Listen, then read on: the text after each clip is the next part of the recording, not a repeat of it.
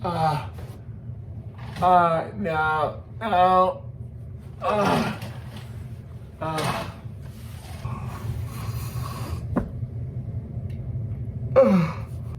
Last day of BrickFair. I need more coffee. We've got more transforming Lego characters, and these are from the movies, the Michael Bay verse. Very, very cool. And they all transform, correct? Wow.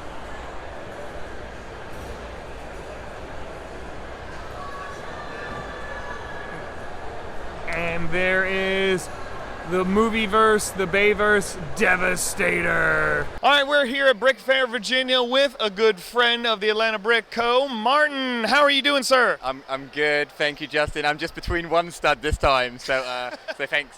You're too kind. He's full of flattery all the time. I love it. We heard about your amazing Quidditch and your castle, but now we get to see it finally in the brick.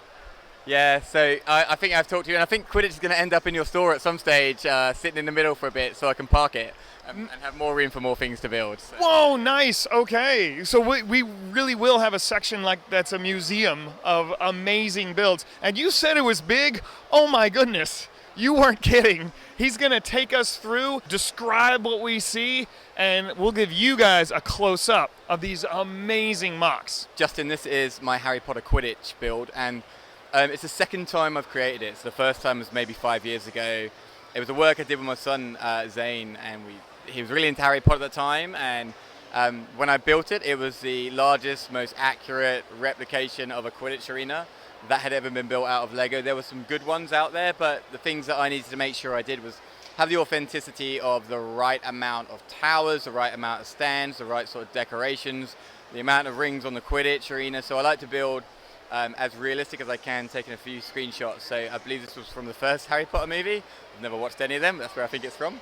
So I think the screenshots are from. But you see a lot of depictions that are accurate, right? So we've got Quidditch playing right now, and it's Gryffindor versus Slytherin, who are over there flying in the sky. And then the stands are filled with hundreds of authentic Lego Harry Potter school children. And I'm very grateful to Atlanta Brick Company for helping me out a little bit there so I could fill this out and make it fairly affordable for me. Stands are also filled with various scenes designed to get attention as you look at the build from different angles, right? When we build big like this, it sometimes can just look, oh, it's something big. And I want to make sure that as people journey through the MOC, they say, oh, look, there's Spider-Man. Oh, there's a dog. Oh, Darth Vader, right? So that's some of the characteristics and details I've added into the build. I love those. They're almost like little Easter eggs. Like your eye just catches, oh, wait, was that the Wizard of Oz? Was that Darth Vader? Oh, obviously he's a Slytherin. I loved how you achieved the subtle curves around that. Was there any special technique that you used for that? Yeah, so I'm happy to show if you want me to pull out and show a couple of them of how they worked. Would you want me to do that? If it's not too much trouble, I'd love that. So let me show you, you mentioned the curves, how they work, right? So this is a really simple build built into sections. So this is a flat section, and you see it's very square as you look around, right? So just show that, and remember this one's square. So as the curve gets in, you have to have the detail of the curve to make the oval the right way. If you don't do it right, I think we're lacking a little bit in this build. So the subtlety's got to come in. If we now look at this one here, we have like a one stud jut out of bricks. And as that leans into the tower, it gives a little bit of an angle. Now, when you build something like this, you think, okay, well maybe I can do 2 studs on the next one and it will give me a better angle, but that doesn't work. So this is where the real complication gets in the build. So we've got a more subtle curve, but the curve is now in the middle. And it breaks. If you notice, there's no hinge bricks in this. So a normal idea would be like, I'll put some hinge bits that will swivel and I can turn it, but I didn't want to do that. If you look at the back here as well, there's no hinge bricks also. So in the interior here are T-bars and clips, 1x1 plate clips. That is a really, really strong connection that I can put at certain angles. And as we walk through other builds, you'll see that technique's in there. It's probably the one I now use the most in anything. And then the third angle that we go to is the end bit. And if you look down, if you pan to the end of the view right now, hopefully you won't see that there's any angles. And I'm going to show you how we've done it here on this one. So notice we went from one stud, a little angle crease here, and then angle crease here. So take these two as separates. This angle crease is less than here, achieve that same clip idea, yeah? And then we've got clips in here as well at a greater angle, and we've got like, it's less than a two plate connection, just a tiny little bit less, but then I've filled as much detail as I can with stud bricks on the side, that then you put plates and tiles to kind of finish it off. So it's actually very secure, very stable. I've built this before, and these sections were not. And so that's one of the changes that I made from the first time I built it to the second, and I'm really glad to share the use of the T-bar and 1x1 clips as a great strengthening tool piece. So that is amazing. I mean, that must have been so much experimentation and trying and retrying to discover that technique. So, and that's part of building, right? I can go to a hinge brick and it's simple, or I can try to find what technique works. And when you get it, a build like this is very, very quick because I apply each technique. So the end, you know, I'm going to build two of them, I've got it done. Each corner curve, there's 4 of them. So it's like I've done one, then it's like a quick repetitious build, and it makes the process go quickly. But trying that challenge of finding something other than a piece is one of the things I like when I build. So, yes. Nice. Okay, well, we'll let you put it back together. So when you said this is the second time you built this, do you mean from scratch? Yeah, absolutely from scratch. The last time we displayed it, we broke it up at a show for the sheer fun of it, and we had people like, oh no, there's a boy breaking the build. Like, it's my son, it's okay. But yeah, from scratch. So one of the ways that I try to improve what I do is to break it down and start all over again. And then again, put some of those techniques in. But it doesn't take long if you've done it once, you kind of figure out what to do. And it was a really quick process. The longest part was knowing what parts I needed, sorting them, organizing them. And then some of it was just mindless. Like, I sit there and watch a YouTube video, sometimes Atlanta Brick, sometimes some other ones as well, and just kind of build, and there we go. So yeah, completely from scratch. How long did it take you the second time? So starting on brick to finishing brick, probably about 3 weeks of building, but I work and I've got a family and I build other things at the same time. So hours maybe, I don't know, 20 hours assembling it. That's still really impressive. Yeah. That is crazy. And like you said, it's the prep work that really makes it. Let's go through your Princess Peach Castle. I can't wait to see this one. This is Martin's version of Princess Peach's castle from which game? From Super Mario Odyssey. Listen, it confuses me. I'm not the biggest Nintendo fan. Well, actually, I am now, as you can see. I wasn't before. And this is Peach's castle, which is the portal in Super Mario Brothers The Odyssey. And it's a really interesting castle because it's the most useless castle there is.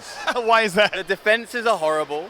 Princess Peach keeps getting kidnapped from it. That's probably why, right? Yeah, and she's hardly ever there. And so one of the main iconic images is actually the stained glass window that she erected in the tower so that she could let the citizens of her kingdom know that she loves them and cares for them, but essentially she's off doing other things. Yeah, that's what this castle is, yeah. And of course, everyone's been pointing this out, the amazing features of the 4 towers that are, if you get down low and look underneath, they are completely floating. They are attached to the internal structure. There's no clear bricks or anything. How? What techno-wizardry did you do to make this possible? So building a Harry Potter build next to me, I can have some wizardry to float the towers. That's right. That's right. These are floating towers, and the most iconic part of this build would be to have them that way. And the challenge was, how do I do it? I'm still not sure how I did.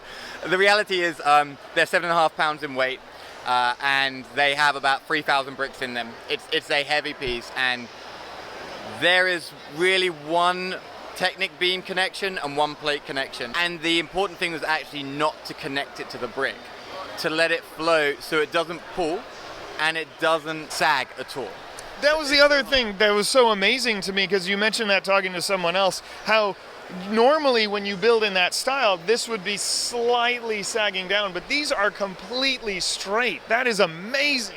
Yeah, I had to achieve that. I had no option to build it, and they sit there, and actually at one stage I almost quit because I hadn't figured it out. I was like, you know what, I've got this far and I can't share it like this. So it's that I have not built with bricks. I built with plates and tiles to save on weight and to give me a bit of extra design ability with it and a little bit more flexibility than you can with brick, because I'd normally have to try to bend brick, or I'm working with I think macaroni pieces with little 1x1 cylinder bricks that look okay, and I've put in another tower, but they wouldn't look okay with these smaller towers. Can we take the roof off? Is that possible?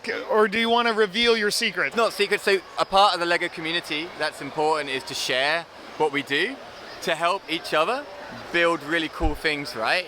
I would love for someone to take this and put it in builds and say, oh, that's what you've done. The part you can't see, you can see that Technic bar, which on this one is a grey one that runs into the castle. And you'll see it's attached by that little plate on the end. The other Technic bar is not attached. So it's hard to show where you're at right now. You can see I've got these snot bricks, studs not on top, that are on their sides and their plates that are pointing outwards. And interior, again, I talk about the T-bars and the clips, so I can make a turn that doesn't move when it's in place. But has a little bit of give and pressure if I need to do it. So, but no, I'd love for other people to use it. I'd love to share as much as I can. Well, it is beautiful. I mean, you definitely achieved a wow factor with this. This is gorgeous. So, Martin just won Best Castle. That is amazing. Yeah. Look at that. Pretty pleased about that. I've not won a Best Castle. You don't build to win, but it's nice to get that recognition. I didn't really even build to be in this theme. It was more pop culture, so it's kind of nice that it's recognized this way.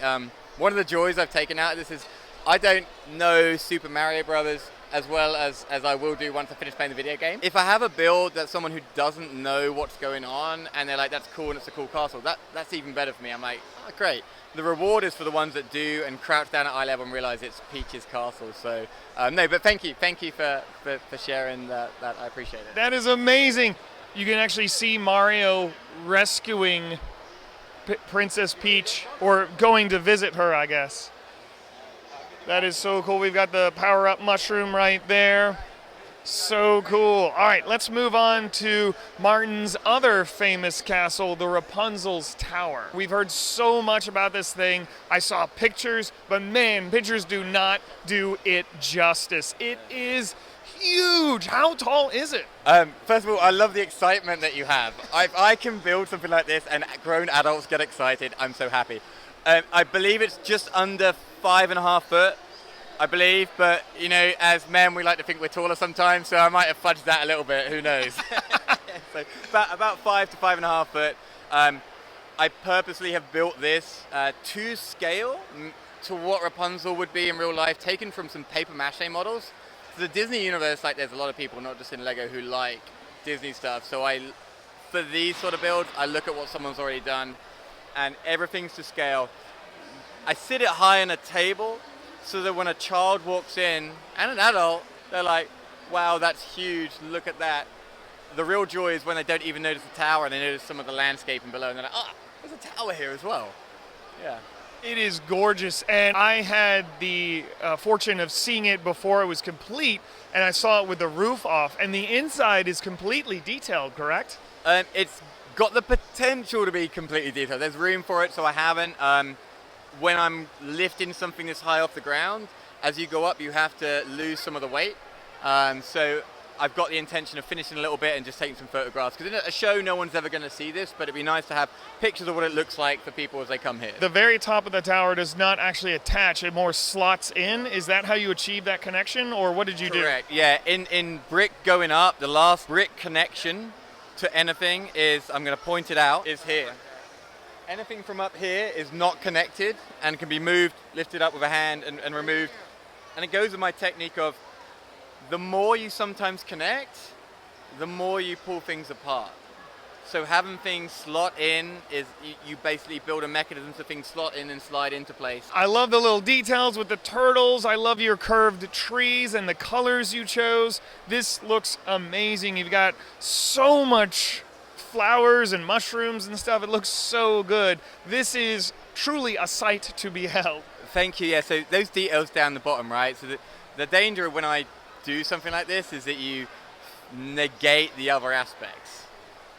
So the rock work's important, the trees taken out of the movie, the angles, again, is what a movie image would look like. I have at the back, I've shown this at one show before and online, and one show a little girl was like, well, where's Rapunzel's boat that she goes out with Flynn and sits out with lanterns? So at the very end, I've added the boat, and I've got her with a frying pan whacking a bear that's in her boat. Not the smartest thing to do, right? And then if you come around to the other side, so an ad that I did yesterday, and I'm not an expert in any of my builds in the sense of the movies. So a little girl just stood here, no doubt, for 15 minutes, and she said, where's Mother Gothel? I was like, Mother Gothel? Where's Mother Gothel?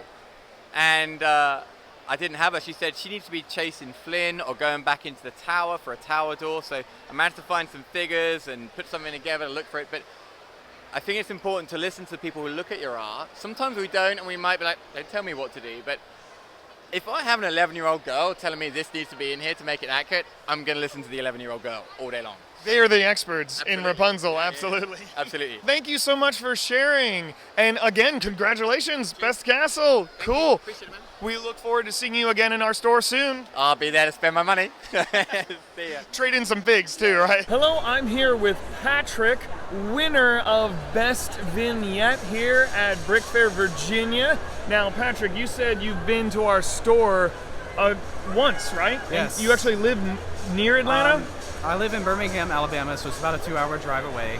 But yeah, I've been to the store and it's really awesome. I didn't pay him to say that. He just said that. So he has some awesome little vignettes. We're going to turn the camera around and let him talk us through it. They look really cool. Some of them are motorized. Well, let me just shut up and let you guys see them. So this is my Pieces of Cinema project. It is 17 total iconic movie scenes from throughout the decades. This first one here is Frankenstein from 1931.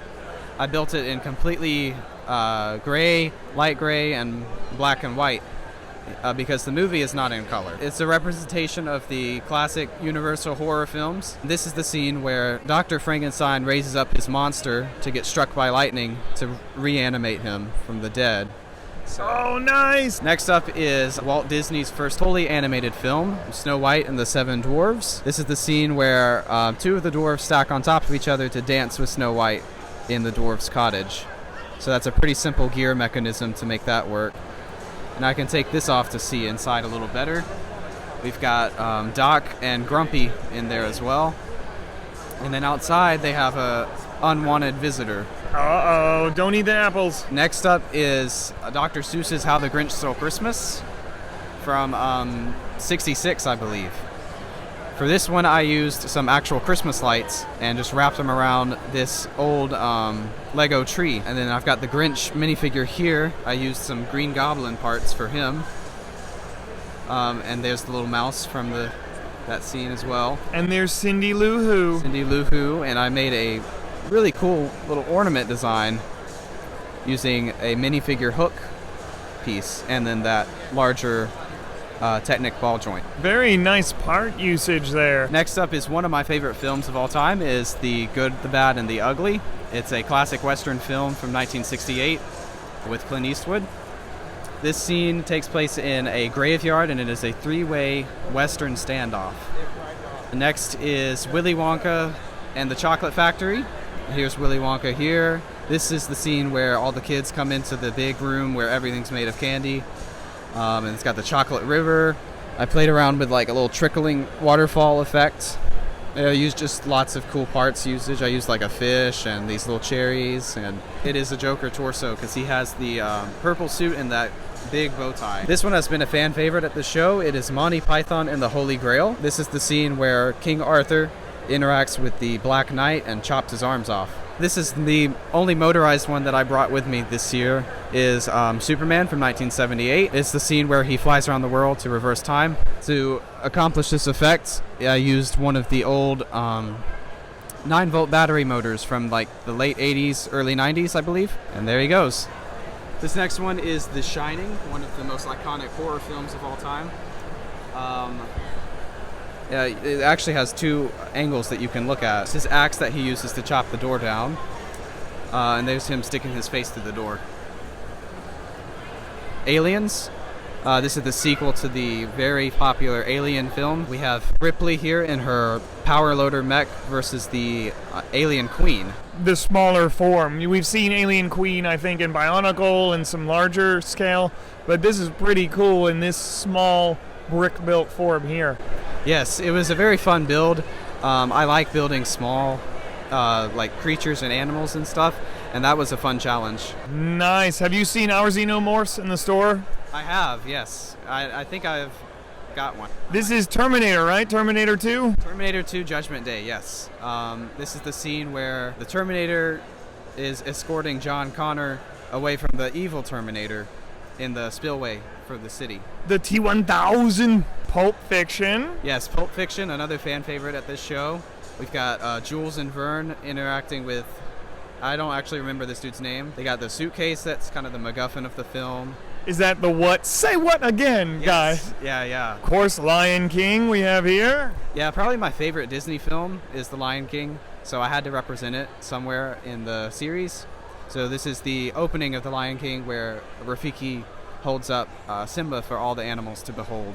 And again, a very nice use of parts to display these very small characters. I'm sure it wasn't simple to figure out, but it was a simple little design and immediately recognizable. Very nicely done. Bullet time. Here we go. Matrix. Yes, the next is the Matrix. This is probably the easiest one I had to build. It does have a pretty simple spinning mechanism to kind of represent those really cool camera movements that we saw in the Matrix film. This is Shrek, right? Yes, this one has been hugely popular at the show. Shrek from 2001.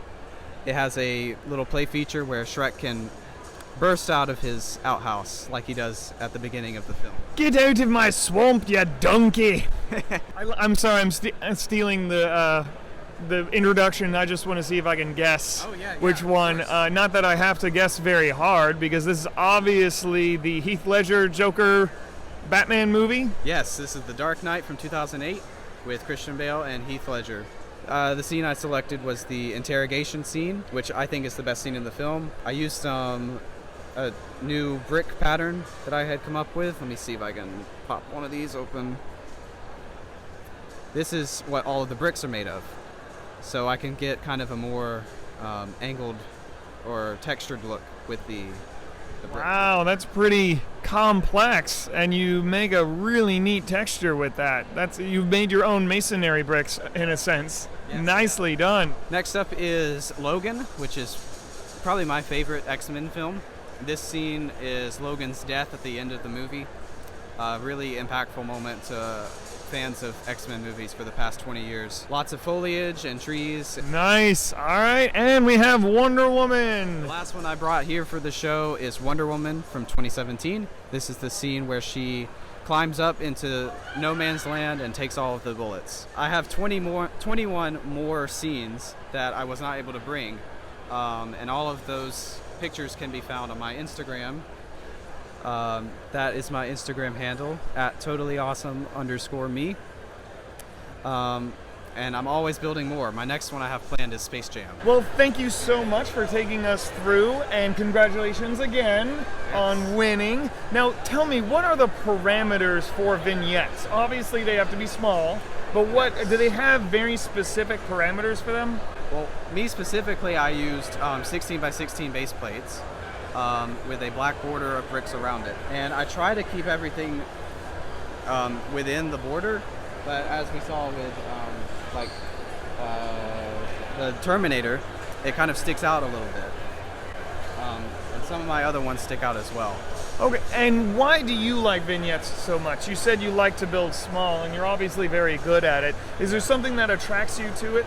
I like building small and using a lot of pieces in unique ways, and I think with vignettes it's a great way to do that. Thank you so much, and we look forward to seeing you in our store again soon. Yeah. Congrats again. Hi, I'm Martin. So I'm here with my friends Mark and Stephen, and congratulating them on their best sculpture. Look at that. At BrickFair Awesome. Virginia. Yeah. Fantastic. Congratulations.